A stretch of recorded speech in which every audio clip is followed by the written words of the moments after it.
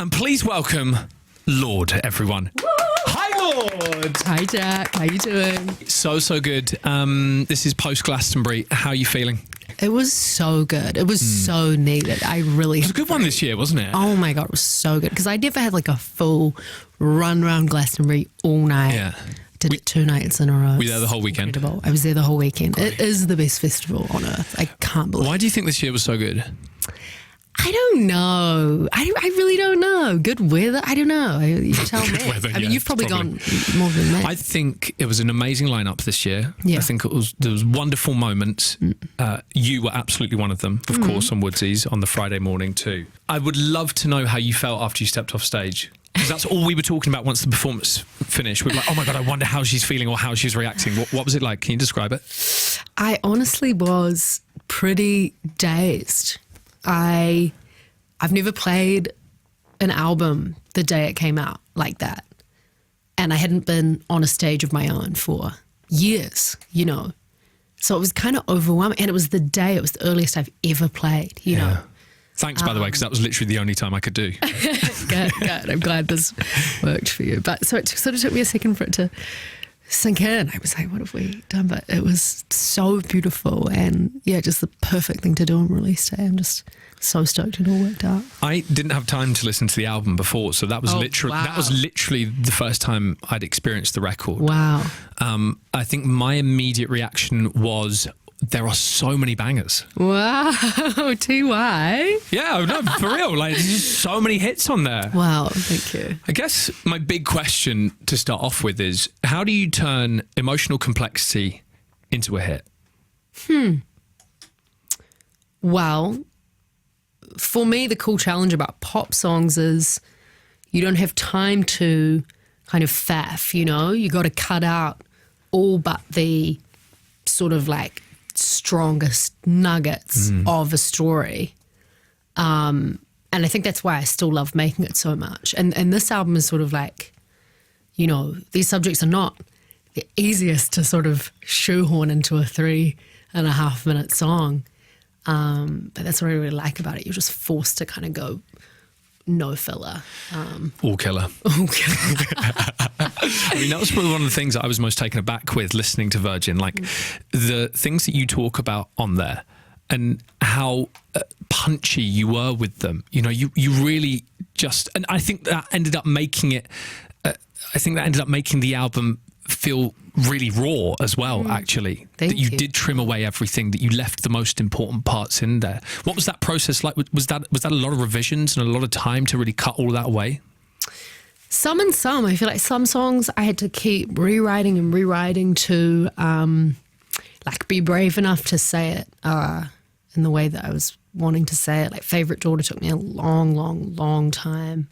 David took me a long time just trying to, I was thinking too hard about, you know, the subject and not about my own experience. But then some songs it was sort of the Virgin approach. Like I think about a song like Clear Blue, and I just knew it wanted to just be bullet, like just sort of unrelenting and, just super intimate from the jump. And you kind of, you got nowhere to hide, you know. When you played that at Glastonbury, me and Greg were like up in the front of the house bit and we had our hands on the barrier and we were just like leaning over and almost involved in the intensity of you performing it, and you finished.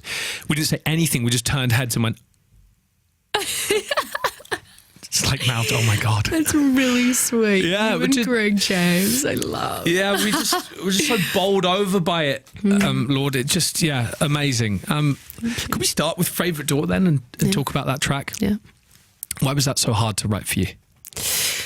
Well, you know, it started off as being about my mum, who's someone I love so much, who all I've ever wanted to do is make my mum proud, you know, since I first started school. And I think that had sort of baked into me this, sense that I was never kind of good enough, or that it was just putting this kind of impossible set of expectations on myself. And so I started writing that. And as I was writing it, I was like, this is, you know, it's about this specific relationship, but it's also about just your career and how it's felt to be kind of constantly trying to win this approval or be enough for people or do it right, do it perfect. And a lot of these songs, you know, they just sort of like revealed themselves as being more than I originally thought. But yeah, we wrote the whole song just melodies, just me going and it had a cool feeling. And then one morning I like woke up at like 4:30 and I was like, I think it's about my mum. I just started ripping, but it was hard. It was scary, you know. It's like some songs aren't easy. I guess you didn't want to write a song that was hard to listen to for your mum. Yeah, because I love her so much, and you know, yeah, she raised me so beautifully, and she's a really kind of incredible and complex person, and there was so much there, you know. But I'm grateful that I wrote it, and I'm grateful that it's been something that we've been able to talk about and share, and you know. What was she like in the early parts of your career, your mum? How did she support you? Oh my God, she was so amazing. I mean, she came everywhere with me, totally advocated for me, really fought people off when it was just too crazy, you know. People just wanted so much from me, and I was a baby, you know, so she really was incredibly protective, and yeah, it was a huge part of that. Did you ever feel pressure from your mum to be something or achieve something at all? I think it's sort of like pressure that was self-imposed, because I knew how much my mum hadn't had when she was a child, and I knew what I felt that repaying her would look like, you know, for all that she'd put into us. So yeah, I think it was something that I'd done. There's a lot of maternal references on the album, actually. It's not just Favourite Daughter. Clear Blue, Current Affairs also has them in too. Do you ever see yourself being a parent one day? Totally. Yeah. I've always seen myself being a parent. You said there that you, what was it, like 4 a.m. you got up and did Favourite Daughter, and you're like, I think this is about my mum? Yeah, I had constant insomnia making this album. Yeah. I could not sleep literally for years. Is that because of the music, or...?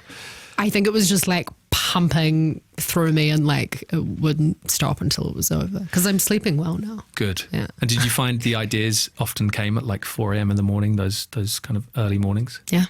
Yeah. Why was that, do you think?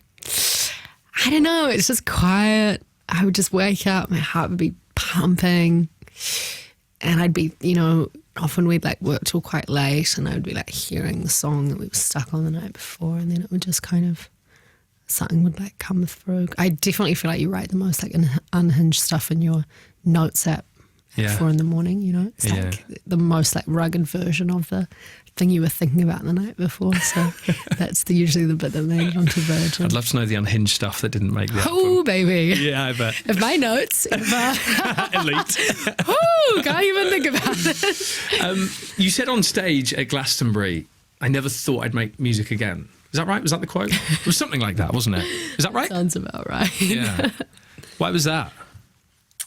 Well, at the beginning of 2023, I was just like not in a great way on a lot of levels. And I'd never felt more disconnected from my kind of creativity.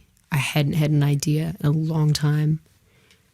And I don't know, I just didn't think that I had anything to offer. I didn't know what my voice was. And this was like a period where all I was thinking about was trying to weigh as little as possible, and going to sleep thinking about food, and waking up thinking about food and exercise. And like, was really just, that was my creative pursuit, you know. That was where it was all going. And really around that time I was like, I need to stop doing this, because it's blocking like all my artistry. Yeah. And it's blocking Ella. It's blocking Ella, you know. I had to go, and once that went away, it all kind of started coming back. It's kind of crazy. So after you worked on yourself a little bit in terms of that, you found that the creativity came flooding back. Yeah, I mean, I sort of like made a lot of changes, and really like put my artistry like front and center, like made that my full-time job, and sort of got a lot of stuff out of the way of that. Do you never consider doing something else? No. What would you do if you weren't doing music? I don't know. I mean, I could like train as like a psychotherapist or something, you know. I could work in some sort of care, but I honestly just like all I've ever wanted to do is make pop music for people. Maybe. I really enjoyed the lead up to the record and you doing these kind of pop-up shows, well not shows I guess, but pop-up moments of around the world, playing the album to people before, and how like the music didn't necessarily properly leak. I know. From those moments. Do you believe?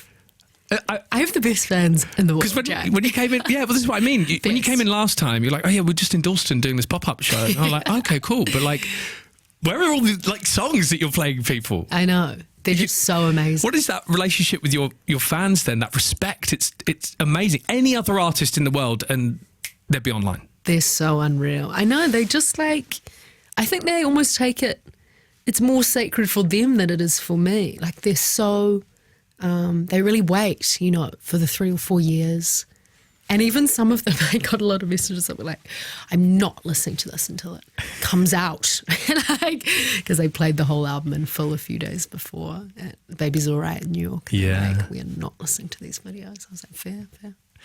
I think it's sweet. I think it's really, really sweet. And I think it's so amazing. It's such an amazing reflection of how you cultivated this safe space and fan base that loves and respects you, because it can be so volatile out there for an artist, and the relationship between artist and fans, you know. Yeah. You must be so proud of that. I'm legitimately proud. I think they're the coolest people ever. Should we talk Baby's All Right, actually? Yes. Because of course you mention it on the record, and I feel like dance is an important piece of this record, you know. I was talking about this like banger after banger when I heard it at Glastonbury. It felt like everyone was moving to pretty much every single song. Baby's All Right, for people that might not know, the venue in New York City that you can go and you can have a very good time and dancing, right? Like, was dance a real central point to this and being able to move? Yeah, I mean, not even so much dance as just physicality. I don't know, there was so much that I was going through making this, and it felt like being intensely physical was the only way to push through it, whether it was kind of like being in the gym or going swimming or having sex or whatever, dance, you know, like being in the studio listening to stuff so loud. Like it was just this there was just something, nothing, everything had to be like painted in really strong colours, nothing, all intensity, filters up on the synths. Like it was just that kind of period. A horny Rocky. Horny Rocky. Deadlifting. Yeah. Sprinting. As you were saying that, I was just like, like up the steps, you know. It's kind of like that in a way, you know. It's just kind of, it's not dancing, is it? It is, like you're saying, it is physicality. It is fists clenched and like, I got to fight for myself here, you know? Totally, yeah. It's kind of how I imagine it. I love that horny Rocky. Horny just Rocky. Sunk in. What's your signature dance move then when you do go to the club, when you go to Baby's All Right? Wow, great question. I don't know, my moves are pretty dicey, you know. I don't know what I'm doing. It's all just kind of like bubbling up. Yeah, I often... I feel like post-studio there's just a lot of like... Yeah, fist in the air, kind of pumping the fist, yeah. So you never like on the sprinkler or anything? I'll leave that for you, Jack. You just did that so well. I'm still waiting for other people to join me on the sprinkler. It's not as bad as people think. Really not. Was Virgin a romantic experience for you in any way? Yeah. In what way for you? Well, it was a period of a lot of discovery on a lot of levels. It was a period where I really made, it sounds so corny, but really made an attempt to kind of romance myself, to be honest. I like learnt how to kind of be alone and treat myself really. How liberating is that, by the way? Oh my God, like game changer. When you break up with someone and you have that moment to yourself and you're like, no, I'm just doing me. It took a lot of work. I like really had to teach myself. I'm like, sorry, was I seeing the world with my eyes closed? Yeah. Do you want to know my favourite lyric? Yeah, talk to me. Do you have the stones? On Shapeshifter. I loved it. No, there's loads of other lyrics I love. But I love, cool. Again, me and Greg, when we heard that, when you did that on Shapeshifter, we touched it and went, do you have the stones? What? Did you know that saying? Well, yeah. Well, I don't know. I might be wrong, but like for us, that's a very English saying. Oh, do you have the stones? But okay. do a lot of people say that in New Zealand as well? Or so I saw that like this a worldwide thing? Maybe? I don't know. Well, I saw this on a flyer in the East Village on like a lamppost, and it was something about like, come join our band. Yeah. You know, and with like the little pull off things, but it said, do you have the stones? And I was like, whoa, like for a second I was like, it's kind of mystical. And then I was like, oh, he's saying, do you have the balls? Like, Yeah.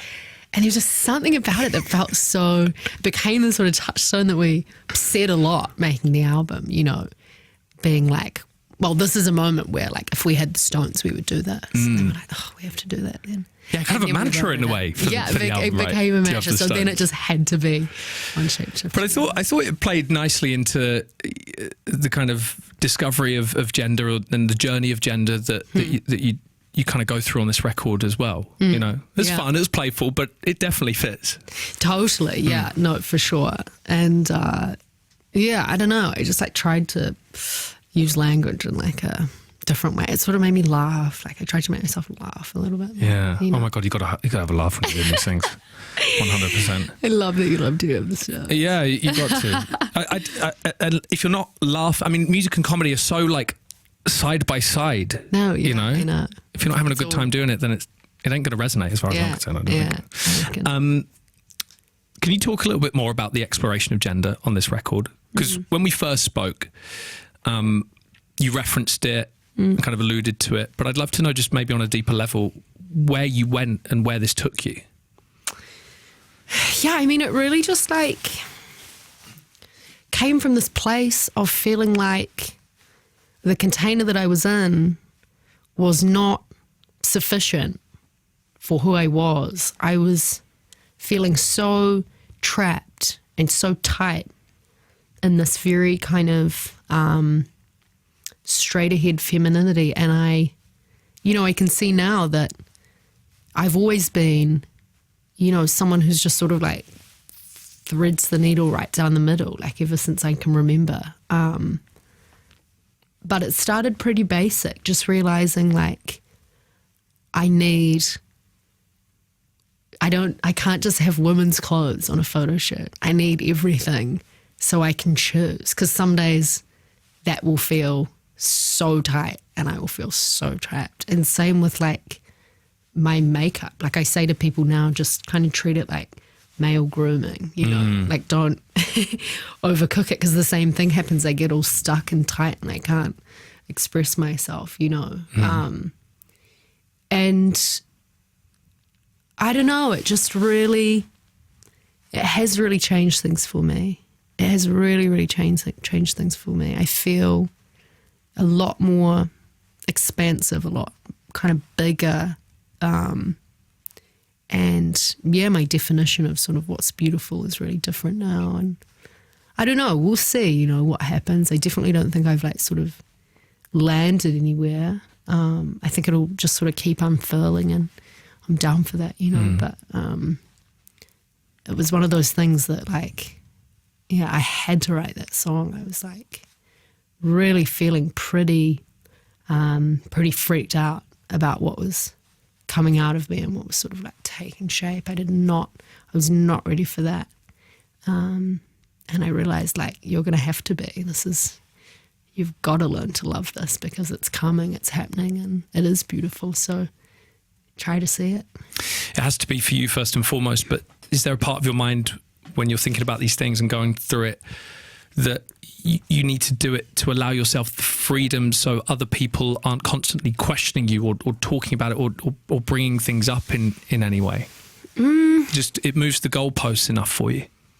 I don't know, not even that, because I think that like, I don't know if that would have come for me. Maybe it would, but I just, yeah, I mean, even just sort of the intensity of the like palette of this album, like it just felt like I needed to explain it to myself or to have this statement that kind of synthesized the whole feeling. Like And I am so proud of Man of the Year. I really love it so much. And every time I hear it, I'm like, yeah, that is how it's felt for me the last couple years, coming into this sort of like new side of myself. Kudos to you for putting this on the album. There's a feeling where I could smile and seeing my baby next to me. I'm thinking maybe I can squeeze it. For anyone who might not know, Dexta Daps' Morning Love gets sampled on Lorde's track, Current Affairs. And this is a dynamite love record. That is so good. Why do you love that? I have loved that song since my friend Duncan played it to me probably 10 years ago. I thought it was so sexy and so kind of like dangerous sounding. I was like, whoa, that is unbelievable. I love Dexta Daps. Sorry, Lord. I love it, like everything that he does. And I thought about sampling it for a long time, sort of had like no reason to do it. And then we'd written Current Affairs and we were sort of like starting to produce it out, and it was very kind of like fragile and organic, and I was like, okay, hear me out. Let me just pull up this song that I think we should sample in the chorus. And Jimmy was like, what? And then was sort of like started to understand it. You know, I'm just going to play in the background as we talk about it. I think it's quite like thick in its atmosphere. Like it's like the windows are steamed up. Oh my God, totally. Kind of musky. Like it just felt like... You can smell the moment when you listen to this. Totally. And I just like I'm probably not going to say pussy on a Lorde song. Like Dexta Daps saying pussy. I don't know if you could say pussy on one. Maybe pushing the sense here. Yeah, absolutely. No, I loved you did that. I thought it complemented the song so well. And you're right, like Current Affairs was kind of so delicate, and then you added that moment in and it instantly changed the perception of the track. I really, really loved that. Thank you. Grown Woman is another favourite of mine. I thought this sounded so good live. Loved hearing this song live. This is really cool. Am I picking some good ones? Totally. Okay, good, I love good. it. Although when I saw it on the album, I so thought it was going to be called Get Ready With Me. Yeah. It's a little fake out. Yeah, I know. So I was going through it. I was like, where is this song? Oh, wait, that's not Get Ready With Me. That's Grown Woman, but stylised as GRWM. I guess in a way it sort of still plays into the track itself and a sort of journey of self-discovery. Totally. Well, there is kind of a get ready with me that happens. Like I'm in the shower, kind of, you know, washing something off myself, you know, and then I'm leaving my skin bare. At that time, I had really bad acne. I say pink galaxy left undressed. I loved that lyric, actually. Yeah. That was a good one. Like, acne out, baby, you know. And it was kind of a moment for me. I was like, wow, this is the first time I kind of haven't felt like I had to cover all this for someone, you know, if someone's going to see me. Felt like I was like, okay, I'm making some progress here. And I actually started writing it when I was getting ready. I was putting a t-shirt on. I've got a cool voice memo of just kind of figuring it out and kind of just laughing to myself. Maybe you finally know who you want to be, a grown woman and a baby too. Have you got it? Yeah. Could we hear it? A grown woman and a baby too. A grown woman.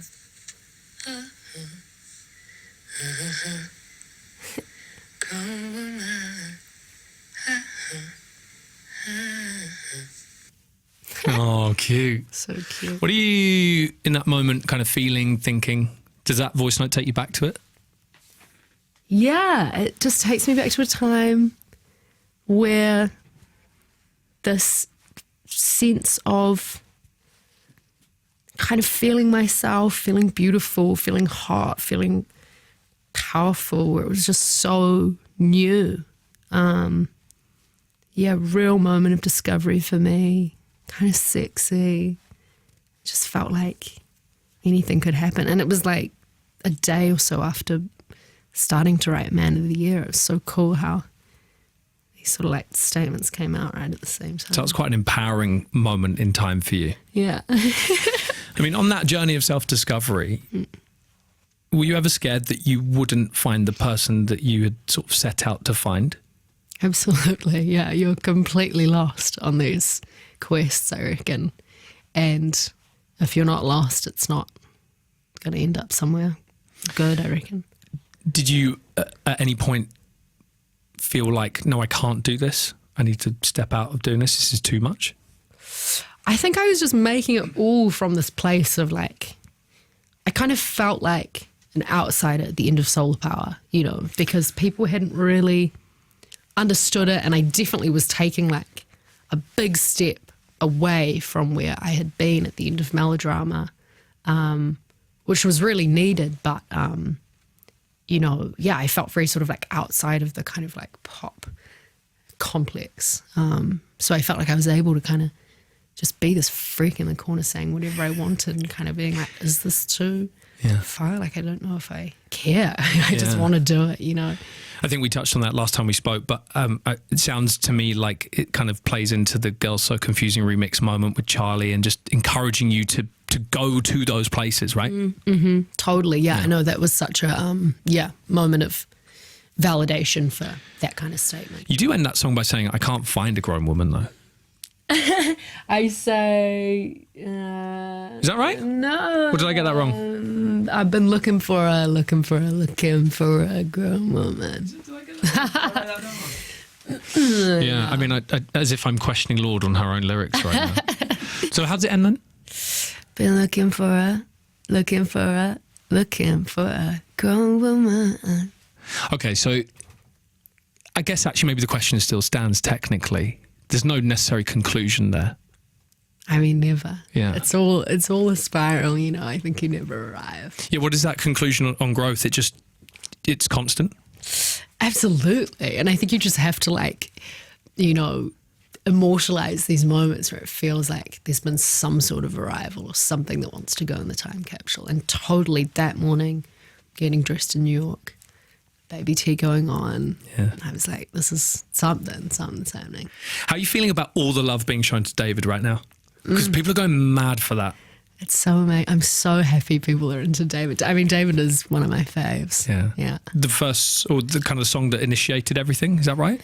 Well, we started writing it in like 2022 before I even sort of knew it would be on the album. It wasn't on the album for a long time. I think it was 2024 when Jimmy was like, remember this thing that we wrote like in our first week together? And I was like, whoa.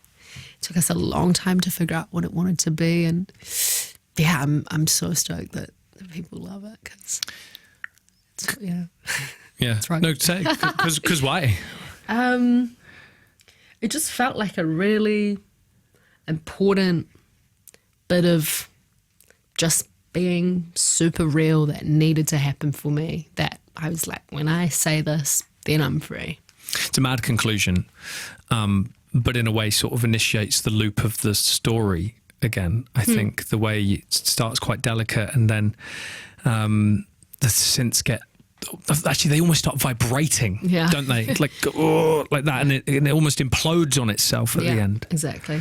And then Hammer starts again and you're like, the answer to the questions in David are starting to be answered. It's beautiful. I love that.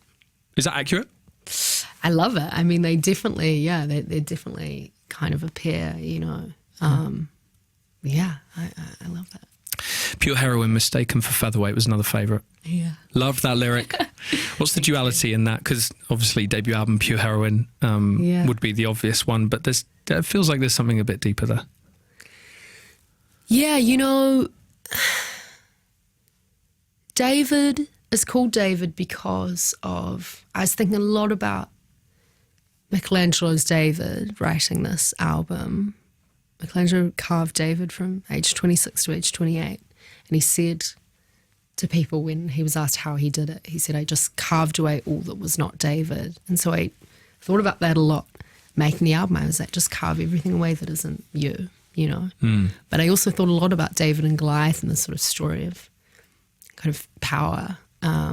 And part of making this album was definitely coming to terms with the fact there have been a lot of power dynamics in my life, and they're not, you know, they're not romantic most of the time. It's I've been working for a long time, and I've looked up at some man over and over and over, and I was just like, you know what? I'm gonna just let it rip here. Say it all. And that's what came out. powerful, this one. And I can see why people are really feeling attracted to it. Honestly, it's incredible. Thanks. Bon Iver has a little credit on there as well, which is nice. That must be so cool. I love it. Yeah. No. So Justin, what did he do? He did bass? Is that right? He kind of like did a few bits. He did like line 6 on Current Affairs. He just sort of like there's a few other here bits and there across and the just sort of does some like misc magic. But yeah, Jimmy and him were working on Sable Fable at the same time, and it was so. Damn, Jimmy had his hands full, didn't he? I know. God. Can you tell? Going from like New York to Wisconsin to New York, it was crazy. It was insane.